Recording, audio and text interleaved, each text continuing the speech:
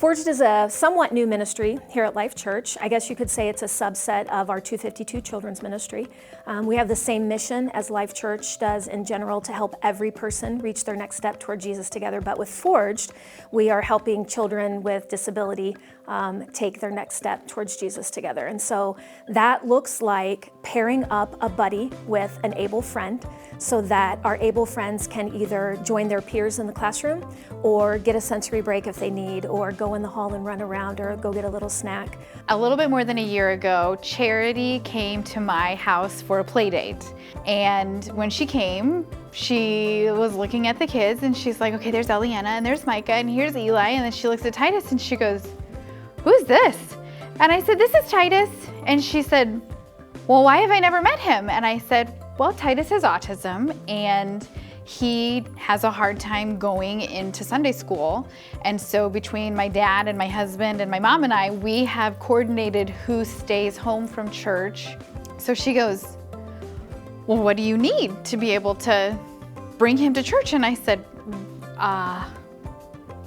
a buddy maybe would be great. You know, somebody that could be with him and to get to know him and to go in the classroom with him and help to facilitate him learning how to be in the classroom, or if he needs that break, to be able to be that person to take him out and go get the donut, or, you know, run up and down the hallway for 5 or 6 laps, or do something that just gets him that, you know, gross motor relief that he needs. The name Forged was intentionally chosen based on Proverbs 27:17, where as iron sharpens iron, so one man sharpens another. And so it's not a mentoring program, but it's a mutually beneficial program where our buddies are benefiting from our able friends and our able friends are benefiting from our buddies. It also looks like families being able to go to church and enjoy the service and get filled and get a little bit of respite.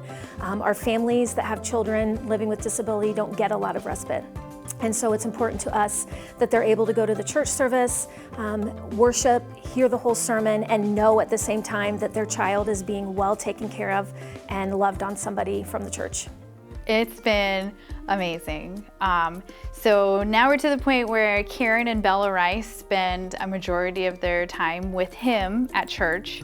And Karen comes every Sunday to first service, and so I'm able to bring him in. He knows Karen, they're very comfortable with each other, and she takes him to get his donut, takes him to run up and down the hallway, takes him into the little sensory room when he needs a break, but she's also able to get him in the classroom and be with other peers his age. And all of the adults in my household are able to go to church and sit through the entire service and not, like, you know, constantly have my phone in my lap waiting for that message of, hey, he needs a break. And it's been super duper awesome. The big picture for our church for people to be involved is just love on people that are a little different, especially our kids with disability. It'd be great if someday this ministry expands to our youth with disability and adults with disability, but loving on people that look a little different and act a little different and talk a little different. We started off just serving the needs of Titus, and now on any Sunday we could have between 3 and 7 students living with disability. That doesn't sound like a lot, but when you want to pair kids one-on-one with a buddy, that's a lot of manpower that's needed. And then thirdly, if God lays this ministry on your heart and you think this is something that you'd be comfortable with, come see me, come see Keely. We'd love to have more buddies. If you have a child that's living with disability, come find me, come see Keely, and we will hook you up with the right information.